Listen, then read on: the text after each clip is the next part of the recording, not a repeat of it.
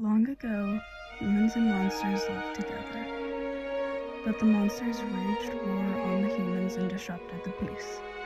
Humans fought back and won the war, casting a spell to banish all the monsters to a different realm. This is where the story ends, but not really. The humans in the region of Krone didn't actually banish the monsters. The monsters were captured and used for their powers.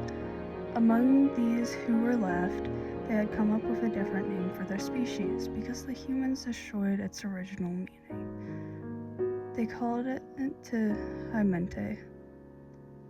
The monsters were used for their powers and were trapped doing work for the humans. Centuries later, a baby was born from a Heimantes, but looks of a human. The owner of the Heimantes took the child cautiously, and for years there was no sign this kid was anything but human, so everyone lowered their guard.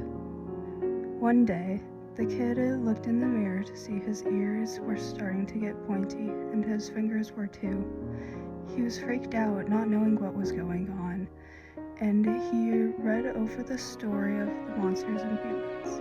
He couldn't find answers, so the boy became brave enough to ask a monster itself what was going on and happening to him. The Heimantes told him that it was ashamed of him for his terrible acts of living among the humans.